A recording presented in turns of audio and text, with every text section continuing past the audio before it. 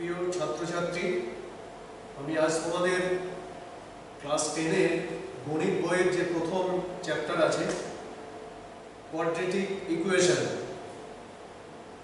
একচল বিশিষ্ট দ্বিঘাত সমীকরণ, এইটা নিয়ে আমি আলোচনা করব। তো প্রথমেই আমি আমার পরিচয় দিয়ে দিচ্ছি।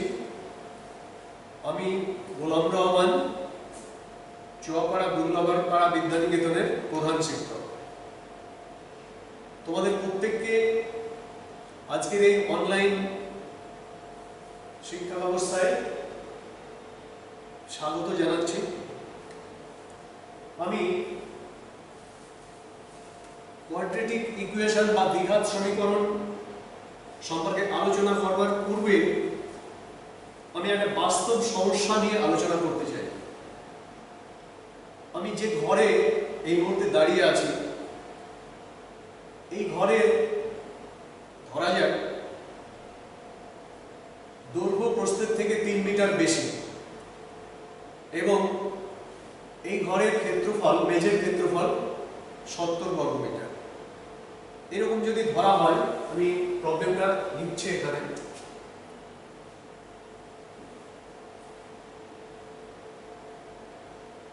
একটি ঘরের দৈর্ঘ্য প্রস্থের চেয়ে 3 মিটার বেশি।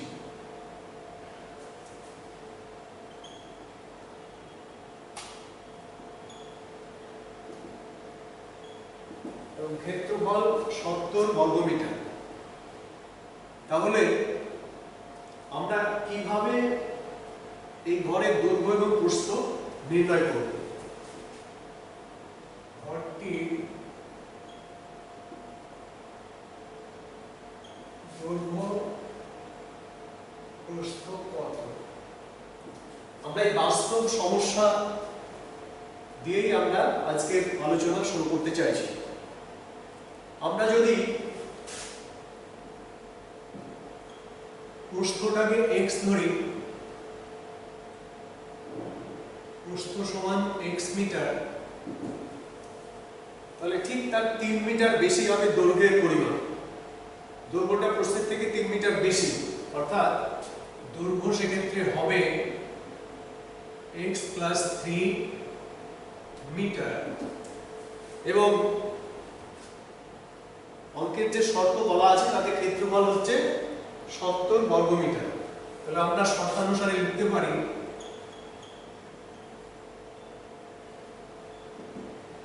x × x + 3 = 70 বা x² + 3x - 70 = 0। এখানে আমরা একটা ইকুয়েশন পেলাম। এটা হচ্ছে,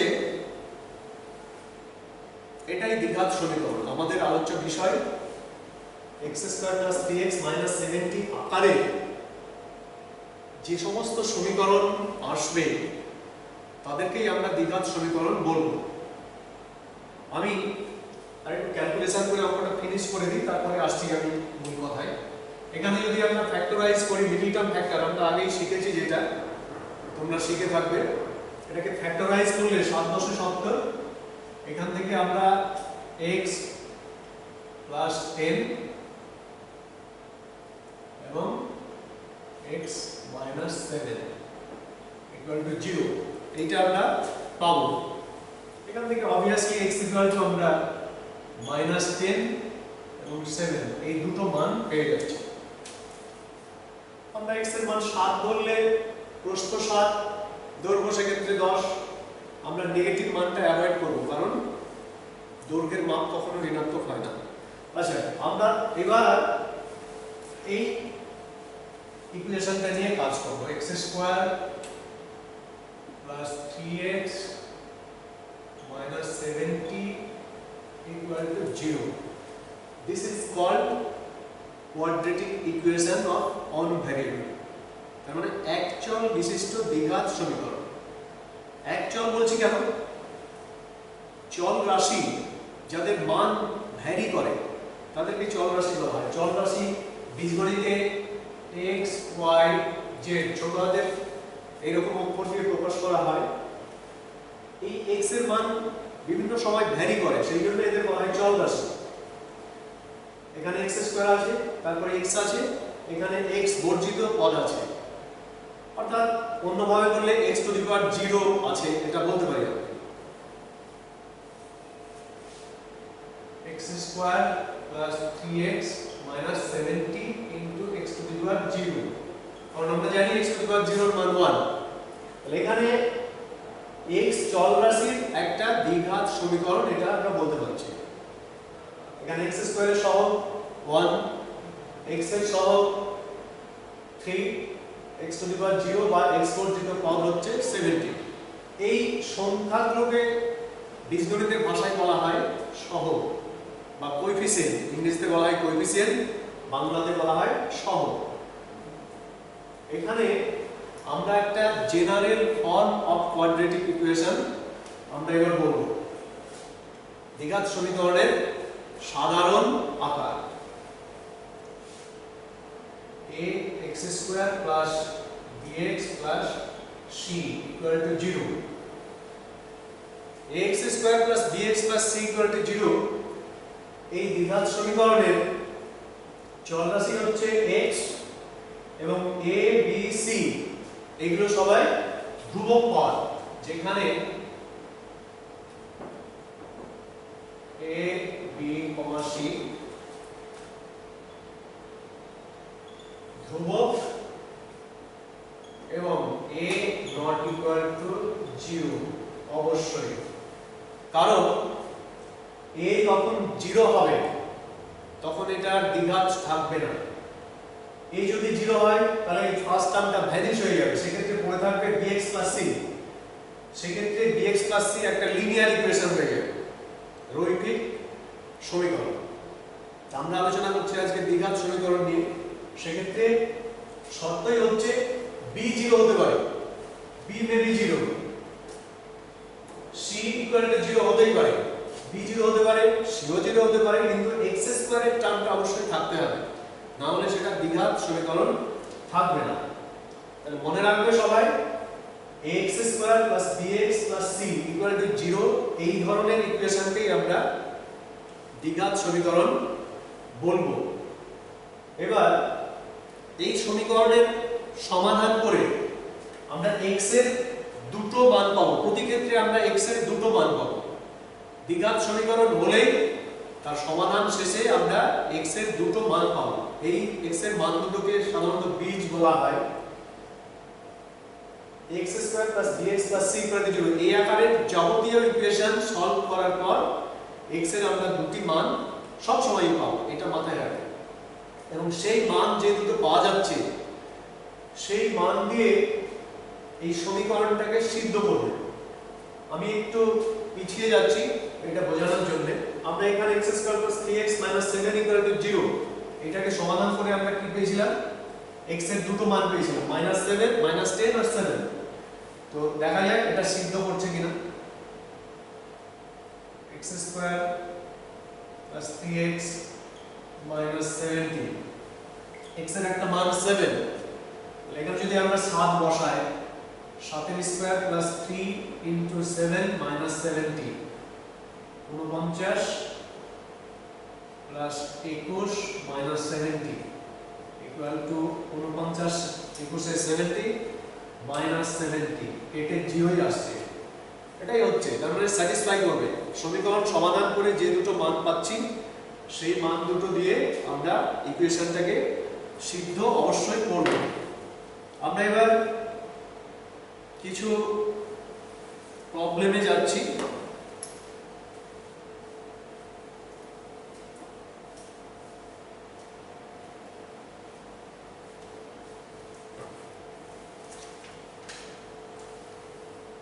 a minus 2 into x square plus 3x plus 5 equal to 0 সমীকরণটির এর কোন মানের জন্য দ্বিঘাত থাকবে না।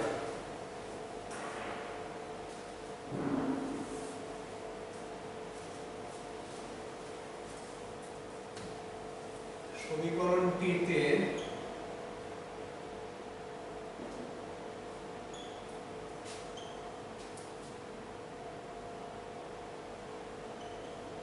কোন মানের জন্য দ্বিঘাত থাকবে না। একটা সমীকরণ আছে, x স্কয়ারের টার্ম আছে, x এর টার্ম আছে, x বর্জিত টার্ম আছে। obviously this is a quadratic equation, তার মানে এটা একটা দ্বিঘাত সমীকরণ। কিন্তু এর মান কত বসালে এটা দ্বিঘাত থাকবে না।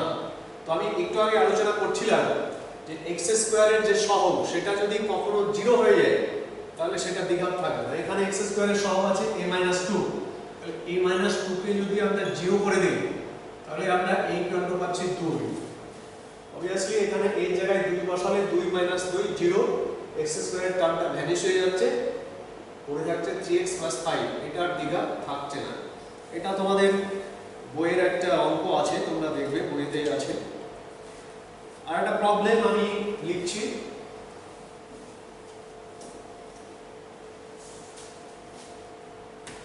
দুটি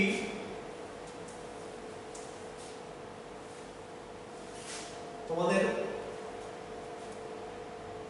1.1 চ্যাপ্টার থেকে 5-এর 3 নম্বর অঙ্ক। দুটি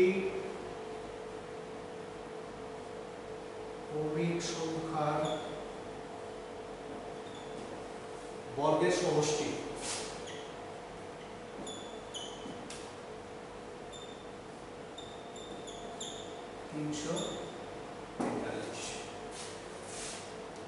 সংখ্যা দুটি কি?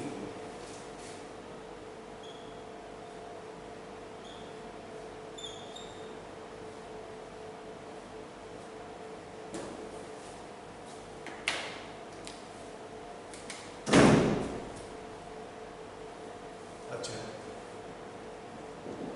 আনসারটা দেখি আমরা।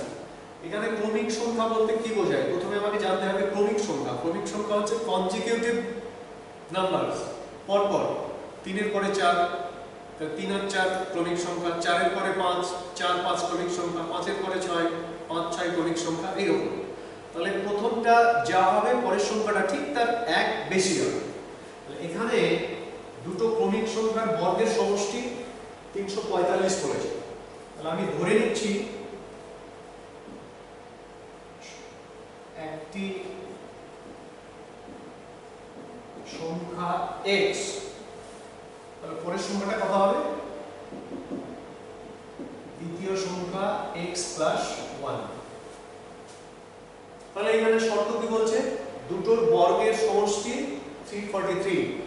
তাহলে আমরা ইকুয়েশনটা কি পাচ্ছি এখানে? x² + x + 1 whole square equal to 343। এটা ইকুয়েশনটা সলভ আমরা ইজিলি করতে পারি। আমি একটু করে দিচ্ছি। x² এটাকে ভাঙলে a + b এর whole square, square + 2ab + b square, square + 2x + 1 আসবে এখান থেকে, x² যোগ হয়ে যাচ্ছে প্লাস 2x, 343 বামে আসলে 342 হচ্ছে।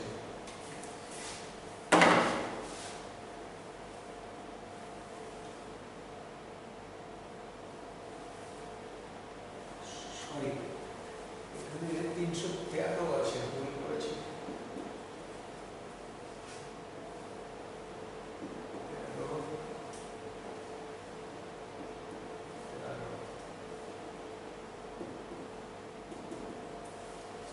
বাম দিকে কি পেলাম?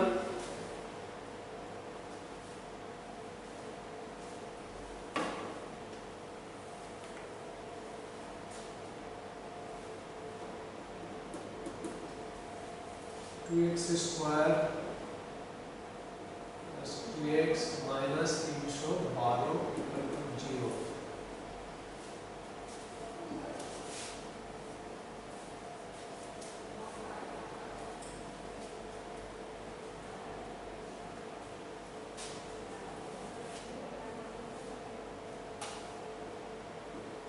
2 কমন নিলে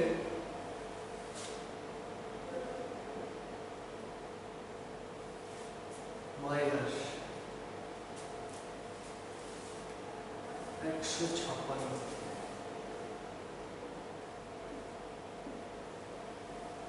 2 দিয়ে বোথ সাইড যদি আমরা ভাগ করে দিই x square x minus 156 equal to 0। এখন এটাকে মিডল টার্ম ফ্যাক্টর করতে হবে। এটা যদি মিডল টার্ম ফ্যাক্টর করি 156 তোমরা সহজেই ভাঙতে পারবে। আমি দেখিয়ে দিচ্ছি 156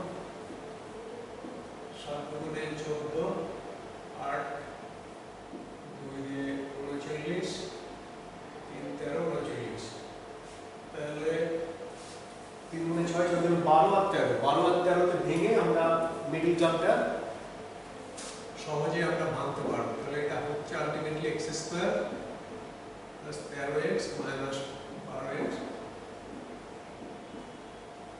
বা x কমন নিলে x প্লাস 13 মাইনাস 12 কমন নিলে x প্লাস 13 কাট 0।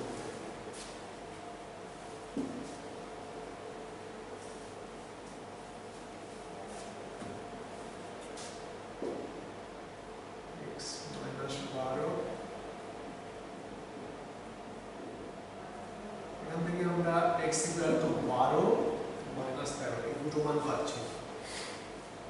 সেক্ষেত্রে অ্যানসারটা কি হবে? সংখ্যা দুটো আমি x এর মানটা যদি 12 ধরি তাহলে সংখ্যা দুটি হচ্ছে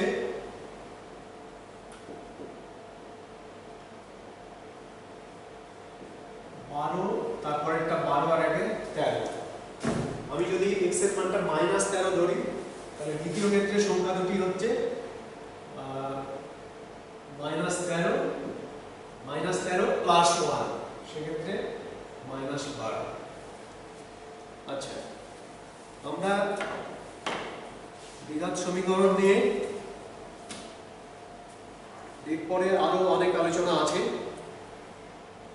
তোমাদের দ্বিঘাত সমীকরণের 5টা অনুশীলনী আছে। এই 5টা অনুশীলনীতে প্রচুর অনুশীলনী আছে এবং এক্সাম্পল দেওয়া আছে। তোমরা সেগুলো ভালো করে প্র্যাকটিস করবে এবং এটা জানবে যে অঙ্ক কখনো চাপিয়ে দিয়ে শিখিয়ে দেওয়া যায় না। এটা নিজেরা যদি প্র্যাকটিস না করো কেউ কোনোদিন শেখাতে পারবে না তোমাদের। আমরা জাস্ট তোমাদের হেল্প করতে পারি, দেখিয়ে দিতে পারি, বাট তোমাকে ভালো অঙ্কের নম্বর পেতে গেলে তোমাকে নিজে প্রচুর প্র্যাকটিস করতে হবে এবং নিজে প্র্যাকটিস করার চাইতে আর বিকল্প কিচ্ছু নেই।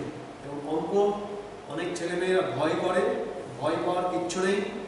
যে অঙ্কগুলো বইয়ে আছে সবগুলো প্র্যাকটিস করো এবং দেখবে তোমার পরীক্ষায় যে ধরনের প্রশ্নই আসো তুমি তার উত্তর করতে পারবে।